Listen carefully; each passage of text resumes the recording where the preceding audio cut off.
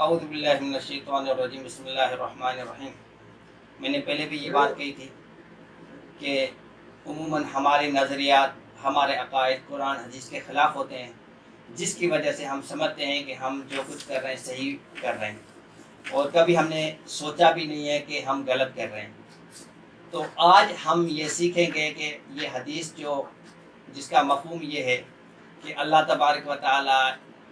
اپنے بندوں سے 70 ماؤں سے بھی زیادہ پیار کرتا ہے،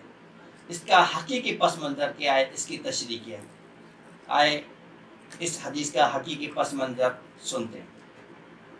دیکھیں یہ حدیث ہے، اس میں اللہ تبارک و تعالیٰ کے لیے اللہ کے رسول نے فرما دیا کہ اللہ تبارک و تعالیٰ 70 ماؤں سے زیادہ پیار کرتا ہے،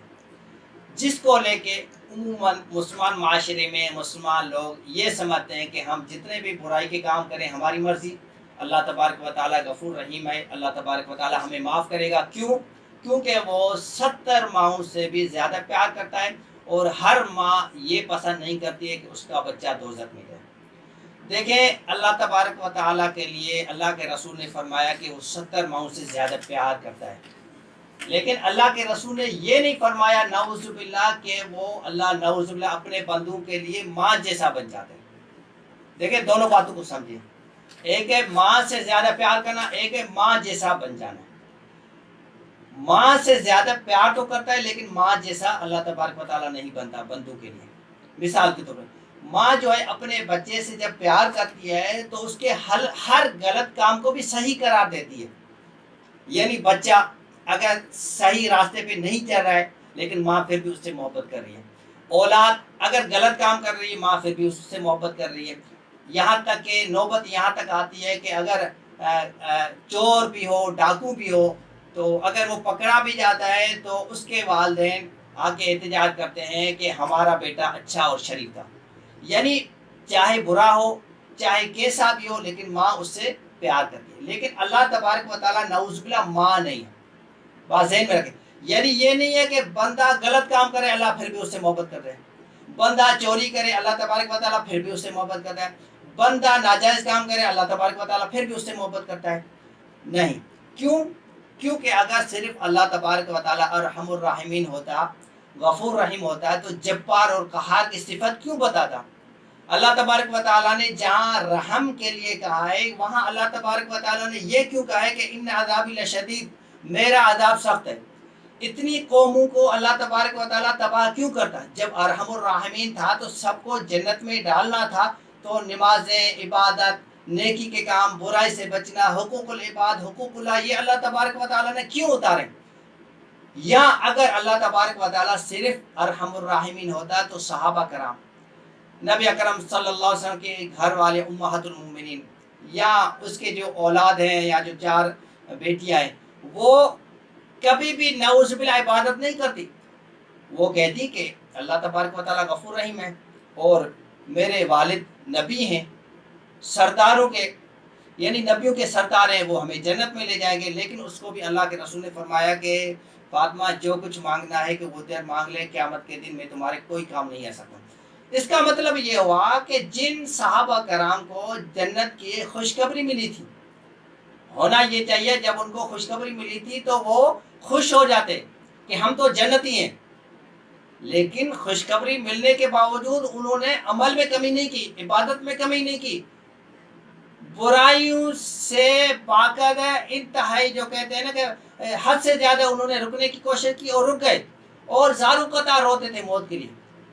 اگر ساری یہ چیزیں ہوتی تو وہ عبادت کیوں کرتے، وہ تہجد کیوں پڑھتے، وہ نیکی کے کام کیوں کرتے؟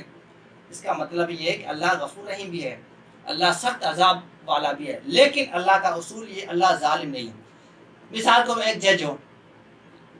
ایک اس کے سامنے قاتل بھی ہو مقتول بھی ہو، جج مقتول کو تو ویسی ظاہری بات ہے معاف کر دے گا، تو قاتل کو بھی معاف کر دے، ظالم کو بھی معاف کر دے، مظلوم کو بھی معاف کر دے، دونوں کو جب جج معاف کر رہا ہے تو پھر اس کا مطلب ہم کہیں گے کہ یہ جج ظالم ہے، اس نے انصاف نہیں کیا۔ نعوذ باللہ اللہ تبارک و تعالیٰ ظالم ہے۔ ایک وہ بندہ جس نے پوری زندگی اللہ تبارک و تعالیٰ کے خلاف ورزی کی ہو، ایک وہ بندہ جو اس کے اصول کے مطابق چلا ہو، ایک وہ بندہ جس نے ہر وقت اس کی عبادت کی، ایک وہ بندہ جس نے ہر وقت شیطان کا کہنا مانا ہو، ایک وہ بندہ جس نے اللہ کے بندوں کے ساتھ اچھا رویہ اختیار کیا ہو، ایک وہ بندہ جس نے اللہ کے بندوں کے حق کھائے ہو۔ دونوں کو جب اللہ تبارک و تعالیٰ جنت میں ڈال دیتا ہے تو پھر اس کا مطلب اللہ تبارک و تعالیٰ نے یہ حقوق اللہ اور حقوق العباد کے اصول کیوں بنائے؟ تو اس کا مطلب یہ ہے کہ اللہ تبارک و تعالیٰ غفور رحیم ہے، لیکن کب؟ وہ تب ہے کہ اللہ تبارک و تعالیٰ کے پاس جب تمام مخلوقات جائے گے قیامت کے دن تو اللہ تبارک و تعالیٰ دیکھے گا کہ اس کا کچھ اپنا عمل بھی ہے، پھر جا کے وہ اللہ تبارک و تعالیٰ کی رحمت جوش میں آئے گی۔ ایک مثال دیتا ہوں میں چھوٹی سی، یعنی اگر ہم پیپر دے رہے ہیں تو ہم اگر بالفرض میں اگر اس میں کچھ لکھ رہا ہوں اور محنت سے لکھ رہا ہوں، لیکن ہوتا یہ ہے کہ 35 نمبر یا 40 نمبر یا کم نمبر ہیں، تو پھر استاد بھی دیکھے گا چلو اس نے محنت کی 1-2 نمبر دے کے اس کو پاس کر لیتے ہیں۔ لیکن اگر میں 0 کر کے آؤں، پیپر خالی چھوڑ کر آؤں، تو استاد 1 نمبر سے لے کے 30 یا 40 تک نمبر تو نہیں دے گا۔ تو اسی طرح اللہ تبارک و تعالیٰ بھی دیکھے گا کہ اس نے محنت کی ہے، اس نے کام کیے، اس نے برائی سے بچنے کی کوشش کی، اس نے نیکی کے کام کرنے کی کوشش کی ہے، اس کے اندر کچھ نہ کچھ اعمال کا حصہ ہے، پھر جا کے اللہ تبارک و تعالیٰ کی رحمت جوش میں آئے گی۔ ورنہ جو بندہ نعوذ باللہ میری طرح ہوگا، اس نے کبھی عمل نہیں کیے ہو، جس نے ہر وقت گناہ کی کام کی ہو اور امید لگائے کہ اللہ تبارک و تعالیٰ غفور رحیم ہے، معاف کر دے گا، تو پھر ایسے بندوں کو اللہ تبارک و تعالیٰ معاف نہیں کرے گا۔ ہاں وہ کرے تو اس کی مرضی ہے، لیکن اس کا قانون نہیں ہے دنیا کے حساب سے۔ آخرت میں یہاں تک حدیث میں آتا ہے کہ آخری وقت تک، یعنی وہ بندہ جس کے اندر ذرہ برابر بھی ایمان ہوگا لیکن خالص ایمان ہوگا، اس کو اللہ تبارک و تعالیٰ دوزخ سے نکالے گا، لیکن شرط یہ وہ خالص ایمان تو ہم پیدا کریں، وہ لا الہ تو ہم پڑھیں نا، وہ لا الہ بھی ہم نہ پڑھیں، وہ خالص ایمان بھی ہمارے اندر نہ ہو، وہ قرآن حدیث کو ہم دل سے نہیں مانتے اور ہم امید لگا کے بیٹھے رہیں اللہ تبارک و تعالیٰ ہمیں معاف کرے گا۔ اللہ تبارک و تعالیٰ نعوذ باللہ ظالم نہیں عادل ہے۔ اللہ تبارک و تعالیٰ سے دعا کرتے ہیں اللہ تبارک و تعالیٰ ہمیں صحیح سمجھنے کی توفیق عطا فرمائے، آگے پھیلانے کی توفیق عطا فرمائے۔ وما توفیق الا باللہ۔ چڑیا بولی چون چون چون چون چون چون چون چون چون اللہ اللہ اللہ